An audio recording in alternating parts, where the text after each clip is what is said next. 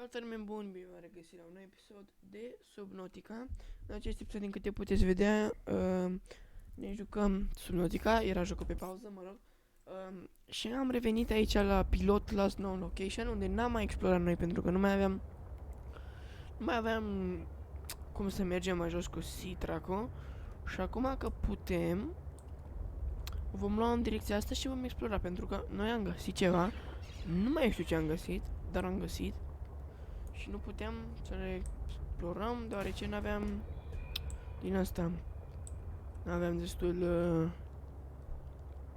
cum îl cheamă pe el, n-aveam destul, aveam doar 150 de metri, acum avem 650, că e foarte bine. Dar nu știu exact pe unde am luat-o noi. Cred că pe aici. Da, acum putem să mergem și cu Citracul pe aici. Înainte puteam doar să visăm să mergem pe aici cu Citracul. Și aici e ceva pilot Last Known Location, deci aici trebuie să găsim ceva rămășițe de locuit cineva sau aici s-a prăbușit ceva, da. Și am intrat ăștia aici, trebuie să găsim noi ceva pe aici undeva. Asta am sesizat. Oh! Ce mână de prawn-sut mai e și asta. Grappling arm, fix aia în care îmi trebuie.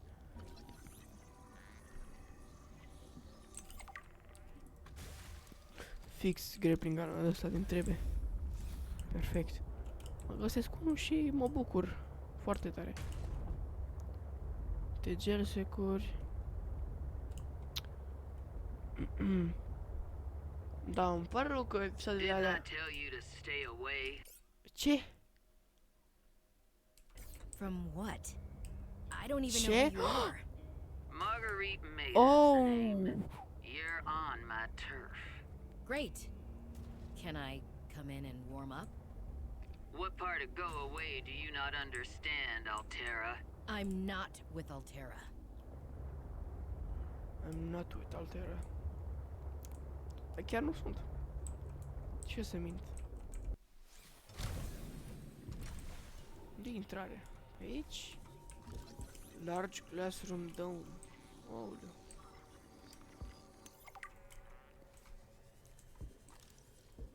Ce e muntpulul? Customized prawn-sut. Mamă, cum are asta în casă? Casă, mă rog. Dar numai casă nu e.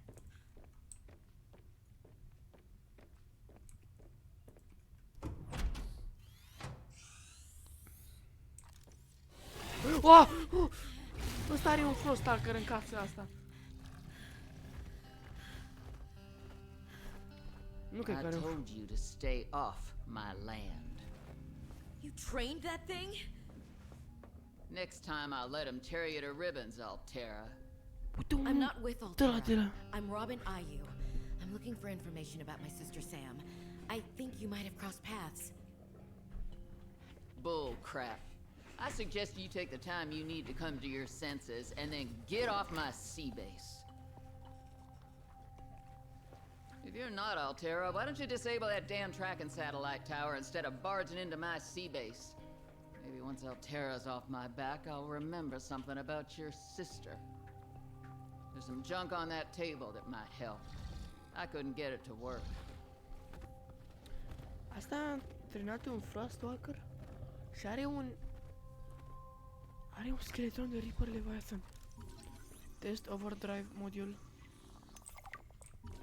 Snow Fox avem. Citra, Perimeter Defense, PDA.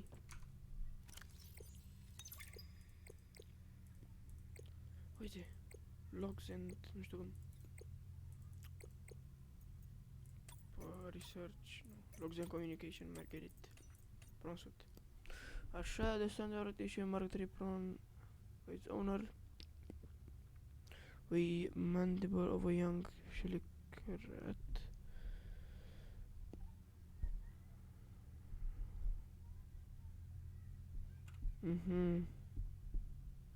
L-a folosit de mult timp. That far out to sea, swimming back for land wasn't an option. I'd die from exhaustion long before I made it to shore. All I could do was survive long enough to wash up somewhere. I felt a suction, and suddenly, there were vast jaws rising out of the water towards me. It had taken hours for the Reaper's corpse to float to the surface. Mamă. Using the knife, I clambered up her flank and got a perch on top. I figured she'd float for a few days at least, enough for me to catch my breath. But would she sink before or after I died of thirst? I had a knife, a repair tool, and 3 liters of water. At least I wasn't gonna die of exhaustion. Now, those Reapers, they're practically all muscle, but there's some fat in there. I was able to keep warm and drink the water. And I didn't have much, but I had that repair tool, so I had a spark. It took a week to light that first fire. And I know more about the burning properties of Reaper fat than I ever cared to. I had to ration fires, but as they burned, I could smoke meat that I carved out of the beast's rib cage. Omorât un Reaper Leviathan? Și eu mă gândeam că nu mai sunt Leviathan din ăștia aici. Și am găsit-o pe asta și acum? Nu mă lasă să stau să trec. Ai, nu avem nimic, are haine pe aici.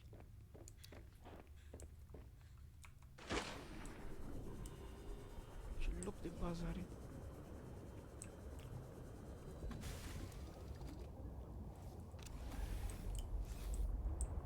Ăla încă stă acolo. Asta e aici, oare? Are din ăla pe post de... Are spină de... Reaper Leviathan. Mor. Ok, și acum? Ce găsim? Că nu găsim nimic. Vreau grappling armuri, a? Chestii acolo. Poate mai are ceva lângă vază, poate.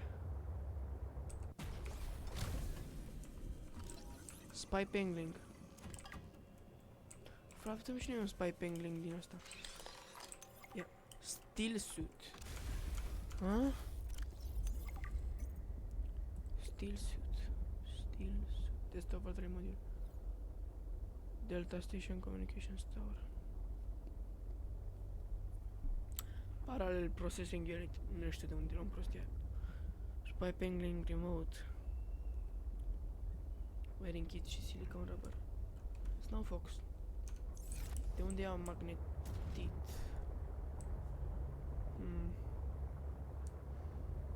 Chiar nu știu de unde se iau magnetit. Magnetite, mă rog. What, ce am în mână?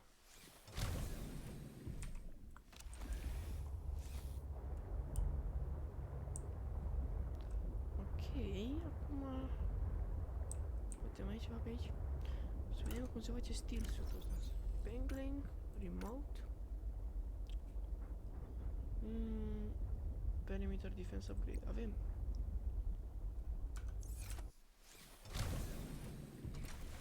Hai să-l punem noi în C-Track.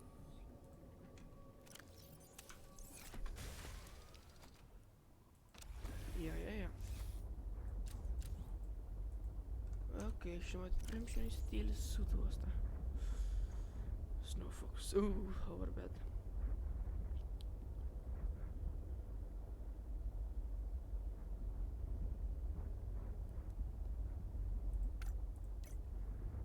Vedem Data Sam.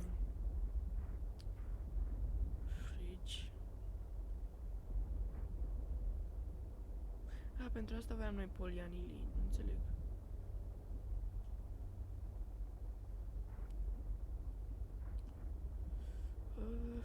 Ce vreau, mă? Steel suit. Unde e?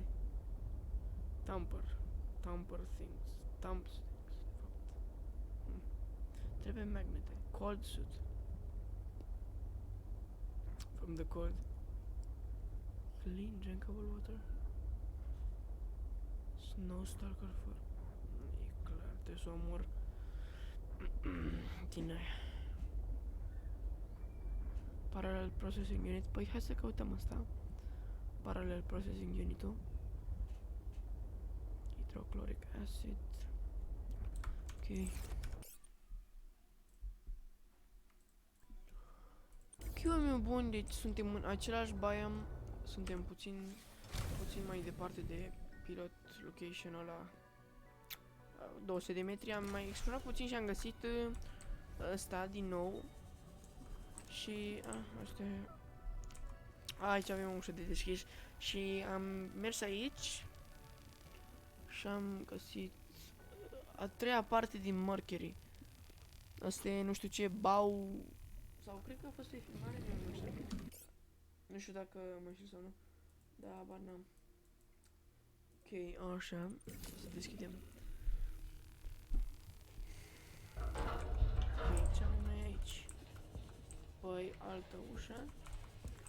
Deschidem mai încolo, că avem cămărăul ăsta de explorit. Dacă am nimic aici. Alien Containment Unit. Oh, ce fain.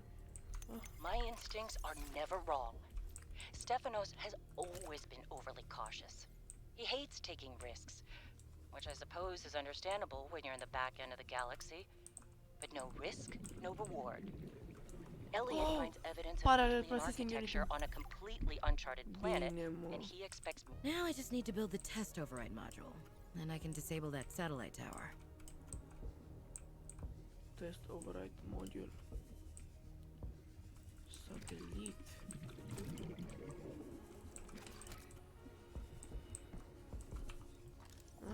Water filtration machine. Nu cred, nu ne trebuia asta mult.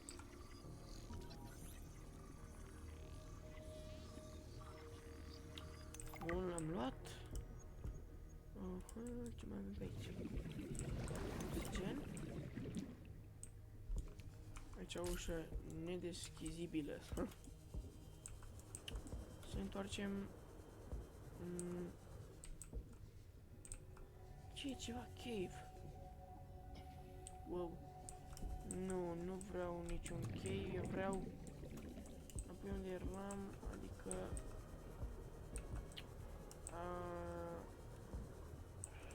nu știu,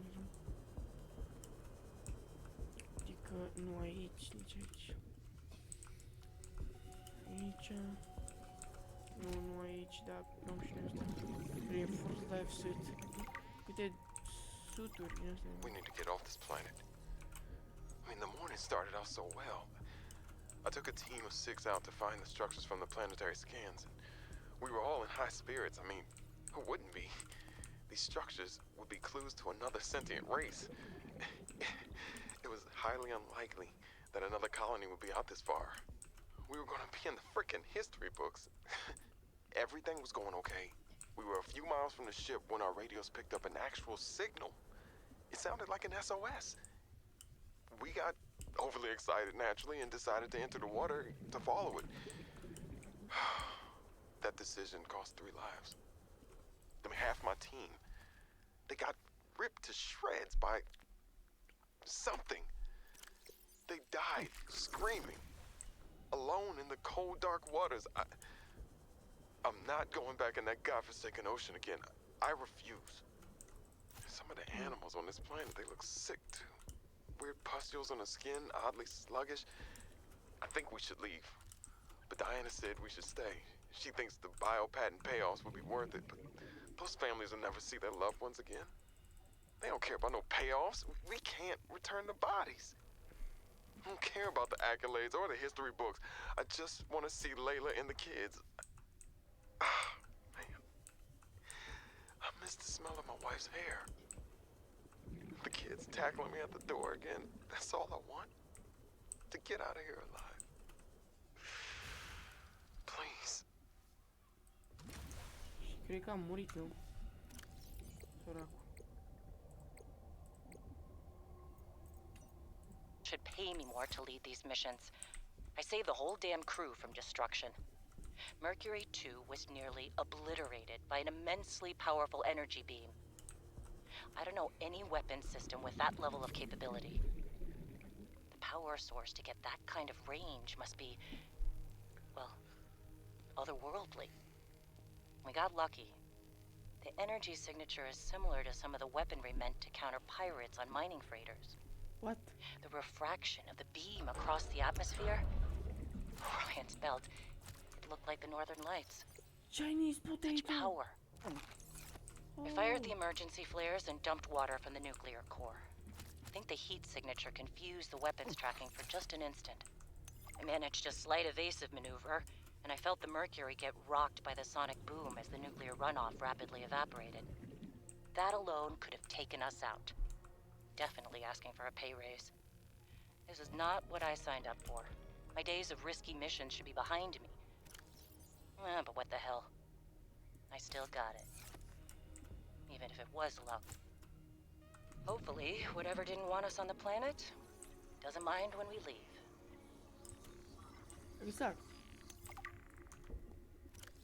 Reactor rod.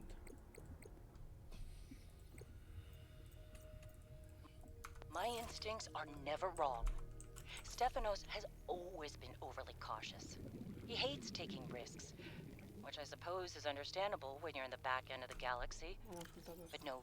Oh man, oh man, oh man. This is every xenolinguist's dream. I mean, I was helping with the planetary scans, and there are possible unknown structures on the surface. This could set my career up for life. The images are a little degraded coming through the atmosphere, but it looks like intentional and complex architecture, which means civilization, and civilization means language. Oh, man.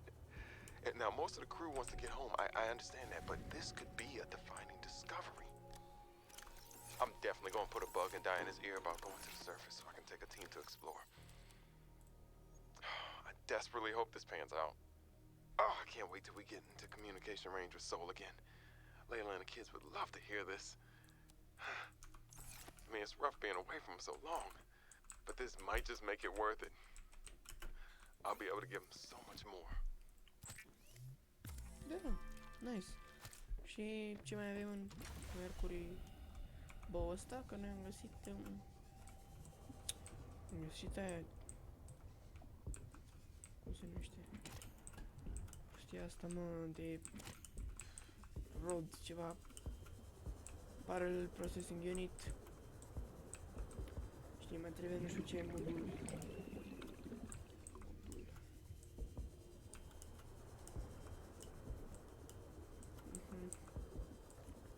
Aici, pe sus. Ce o fi?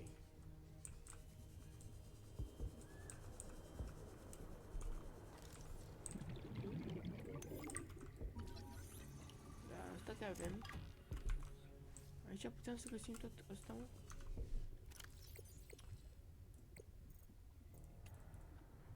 Orion's belt, this all went sideways. How could I have known that so much would go wrong? I failed my crew. No. I don't fail. I didn't get into this position by being a failure. It's this desolate land. Frigid. Cursed. Between these tunneling creatures and the strange sickness that a few of the crew are showing symptoms of, we have to leave at first light tomorrow. We are prepping for a rapid takeoff. We can't take chances with the vibrations drawing the tunnelers, so we're skipping the systems check. Risky, but I have faith in myself and the crew of the Mercury. Landing this thing was practically a miracle, though. But we have to get out of here. Maybe the weapon is to keep people away, but if we leave, it'll let us go. I have to leave the quarantined crew in the cave behind. We will be back for them. But we can't risk an unknown infection spreading through the Mercury. We're packing survival kits for them, but there's only enough surplus for about 2 weeks. I'm telling them that we will come back. But I don't think I can land here safely. Twice. I hate this. But I have to leave them behind. I can't risk the entirety of the Mercury. Cred că mă înțeleg, cred că acum înțeleg că Asta a fost gen lăsată și era cu Marguerit. Cred că face totul, cred că totul are sens acum. Probabil că totul chiar are sens. Da, ne întoarcem acasă. Să punem itemele și totul ce am luat. Să facem și un pengling din ăsta micuț. Spy pengling.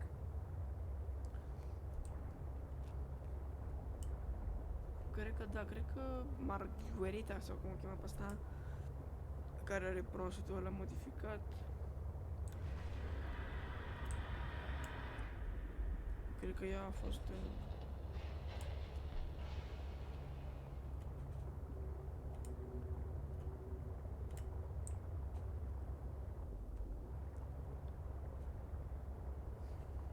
de titanium. Putem să drilăm.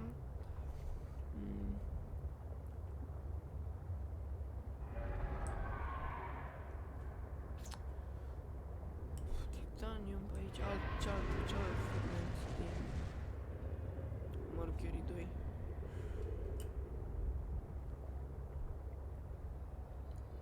Cred că Marguerit 2, cred că și pe asta a fost tot la fel ca pe Aurora. S-au prăbușit. Nu s-au prăbușit, dar de fapt, ba, dacă au... Abar n-am ei, ziceau acolo că sunt siguranță, nu știu ce, dar văd că au nava în 3 părți. Nu prea sunt sigur de asta, dacă chestia e chiar atât de safe, da?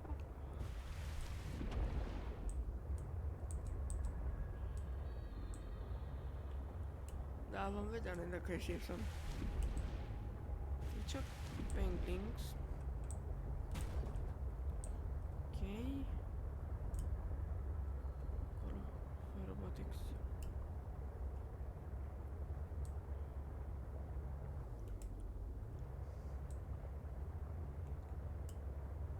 Trebuie să mă duc și într-un baie de...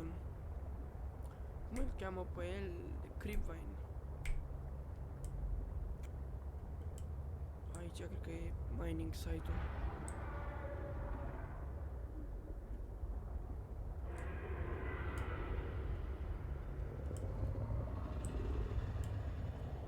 Ăștia nu mă mai sperie că sunt de băi acum. Săracul Sidrac nu mai sare din apă, nu mai are forță. Săracul merge.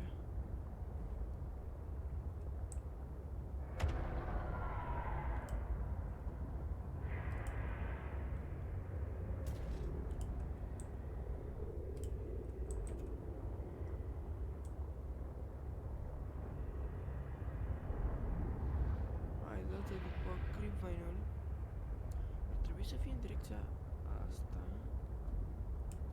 Te rog. Aici ar fi trebuit să fie, nu? Așa-i? Haide, mă. Că vă țin minte, v-am ținut minte.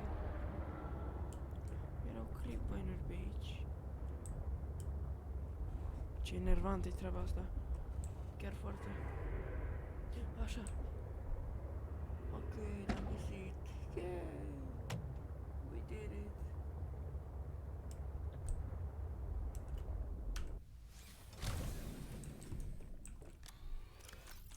Avem 3 magnetite. Ești mai cox. Decompose in Chinese potato. Ce tare. Nu trebuia să spun. Și mai avem 300 de metri până acasă. Hai să dăm.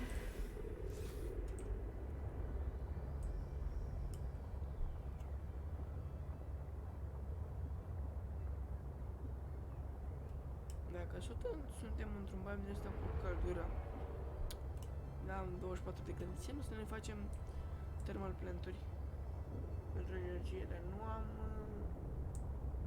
cum îl cheamă pe el, n-am magnetite. De aici, din asta, fix lângă bază. Chiar că fix.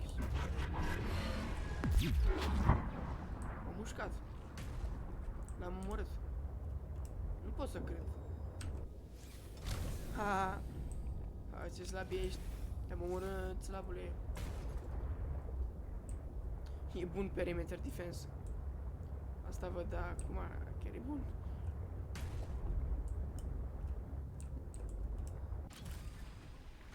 Welcome aboard, Captain. Bine te-am regăsit. Subordonatul meu. Da, știu că vreau...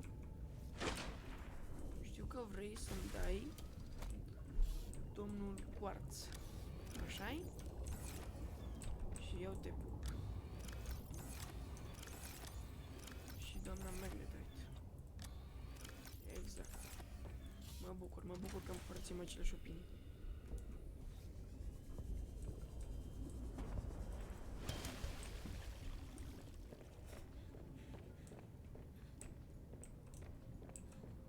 Da, aici ce oarece noi vă facem, că de cât am mai căsăliu avem și ne mulțumim cu atât. Ok, dă-mi încoa.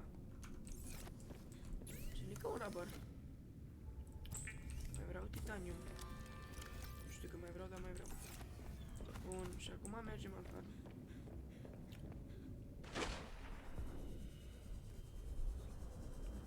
Punem aici așa un grobet. Unde e mă ăsta? Beta builder, no battery. Rămân cu a. Așa. Water filtration, ne trebuie aerogel.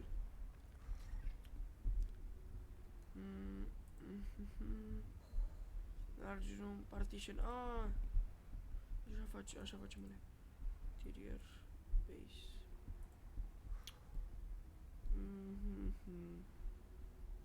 Exterior. Grow bed. The grow bed lets you grow plants and vegetables, providing flavorful options for evading scurvy. Scurvy? Cine mor?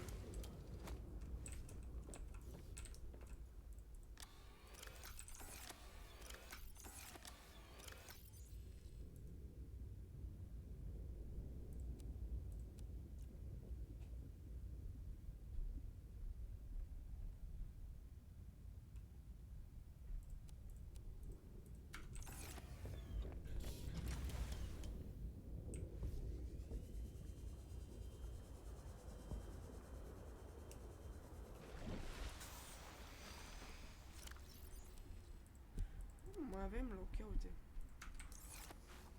Încă un Chinese potato. Hai să facem un spy painting.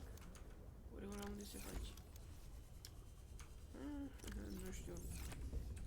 E aici, Maria. Nu? Nu. Nu. Nu. Se face undeva la un fabricator.